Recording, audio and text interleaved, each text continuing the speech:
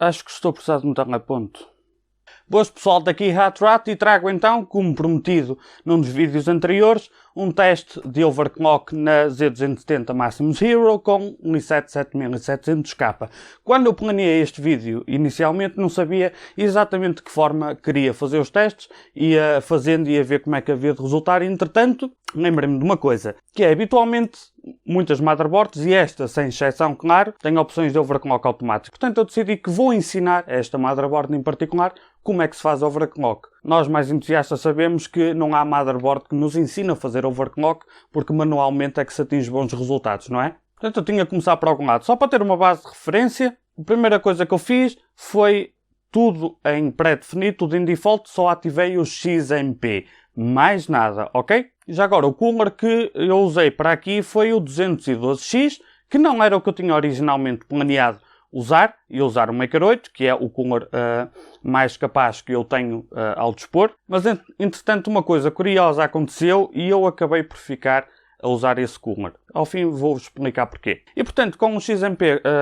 ativado e tudo normal, o que aconteceu é que os 4 núcleos ficaram fixos a 4.5, mesmo em carga, ok? Não havia flutuação, mesmo em stress test. É isso que aconteceu com este processador, com esta motherboard, sendo que a temperatura máxima atingida foi de 66 graus, com uma temperatura ambiente de 14, e no Cinebench deu uma pontuação de 971. Esta é a nossa base de referência. Entretanto, vamos então ver o que a motherboard, por ela própria, não é, consegue fazer em termos de overclock automático. Existem aplicações para o Windows também, que eu experimentei só para ver por alto, mas ainda sou velha guarda. Gosto de ir à BIOS e fazer por lá. É uma preferência, não estou a recomendar que é mais viável ou menos viável. O software hoje em dia está muito melhor do que costumava estar, sem sombra de dúvida. Aqui também pareceu funcionar bem. Ainda assim, só por preferência pessoal, preferi fazer tudo pela BIOS.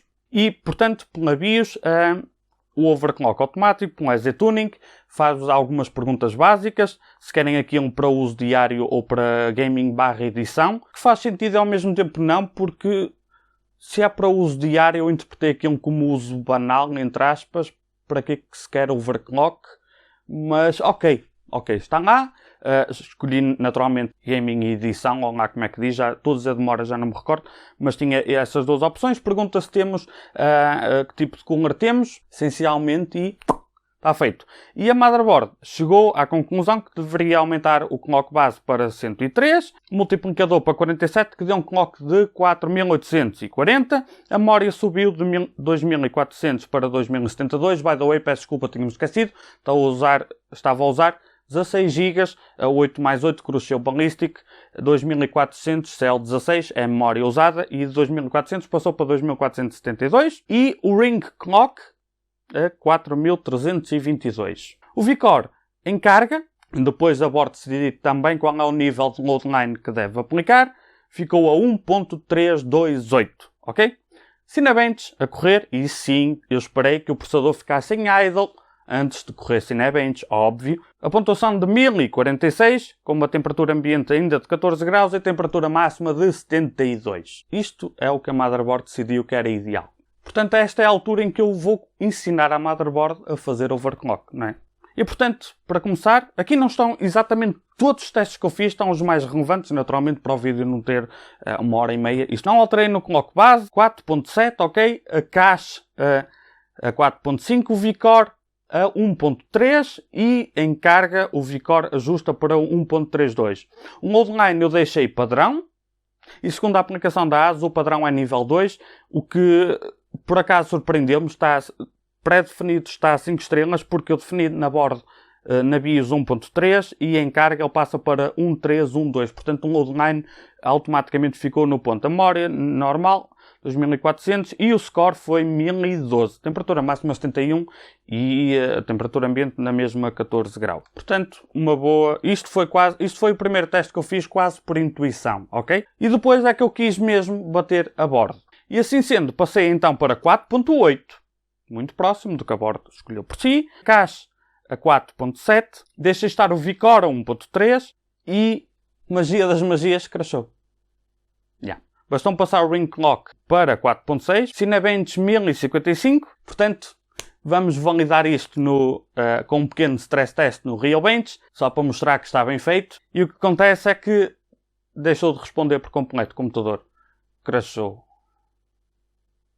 Por esta altura o meu orgulho já estava ferido. Porque eu não estou a conseguir bater o overclock automático que demorou 5 segundos da motherboard. Assim, perder uma batalha não é perder uma guerra. E o que eu fiz foi aumentar a voltagem. Tive que aumentar para 1.3. Que em carga fica a 1.328. Exatamente a voltagem que a motherboard escolheu sozinha. E uma pré-validação, eu digo pré-validação porque eu corri o Realbench Stress Test apenas por 15 minutos. Portanto, se passar significa que estará estável ou muito próximo de estável. Não é suficiente, mas dá para ter uma ideia. E sim, passou com temperatura máxima de 79 graus. Sendo que a temperatura ambiente tinha passado para 14,5.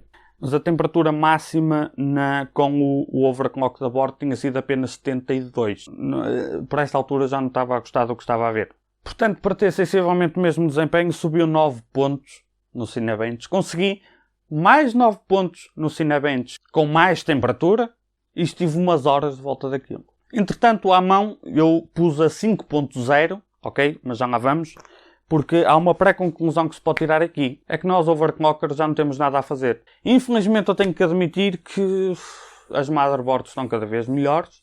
Esta é um desses exemplos onde a motherboard conseguiu empatar, ou eu diria até fazer melhor overclock que eu. Estava à espera de conseguir ter um resultado claramente melhor, não só no desempenho, mas no equilíbrio depois com as temperaturas, e não consegui.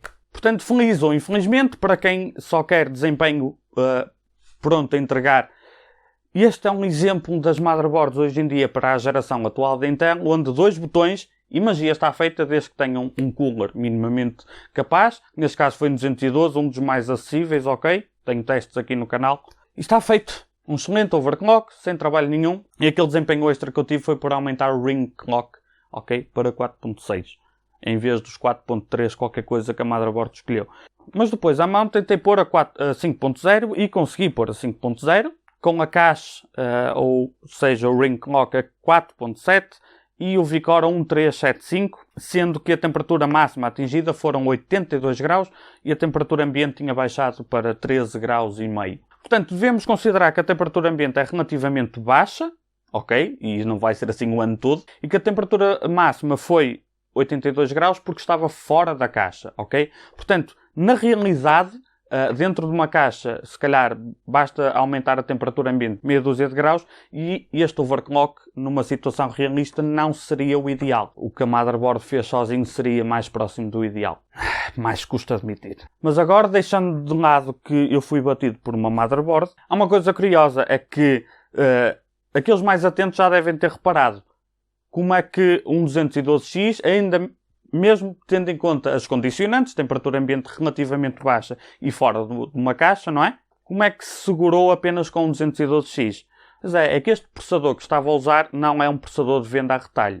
Porque se virem em comparação aos testes que há por aí pela internet por muitos outros youtubers, vão ver que este processador chega facilmente aos 5.0, mas mesmo com um water cooler de 240 é difícil de segurar as temperaturas, a não ser que se faça delete ao processador, e aí magia acontece e fica tudo tranquilo. O exemplar que eu tinha, dá para ver claramente que estava bem feito, o heat spreader tinha boa massa térmica, não é? Lá por baixo, porque a Intel sabe como é que está a entregar os seus processadores e que tem uma dissipação horrível debaixo do heat spreader. Por isso é que eu comecei com este cooler, mas ia trocar, mas deixei estar, deixa ver até onde é que isto vai. Dificilmente outro 7700K de venda ao retalho vai conseguir com este cooler chegar aos 5.0 por causa desse pormenor. Bom, ainda assim, a história infeliz é que eu fui derrotado por uma motherboard. Inicialmente nem era tanto esta ideia, mas deu aqui para mostrar, dar um exemplo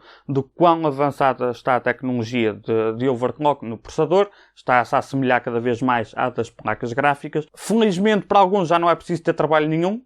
Na motherboard muito bem consegue fazer esse trabalho. Claro que não é garantido que sejam em todos os motherboards. Nesta, que foi a que eu testei, está a 5 estrelas. Mas infelizmente para aqueles que gostam de fazer à unha já não há prazer e orgulho nenhum em fazer isso. Bons tempos dos Sandy Bridge e AMD FX, onde passávamos uma semana a afinar tudo ao pormenor para ter se calhar mais 500 ou 600 MHz e rezar para que ficasse bem. Agora não é preciso. Portanto, pessoal, era só isso. Se fizeram testes idênticos, partilhem. Especialmente as temperaturas, não é? Muito suspeitas, Intel. Muito suspeitas. E já sabem o ritual. Se tiverem gostado, carreguem gosto. Se não gostaram, não gosto. Subscrevam e até à próxima.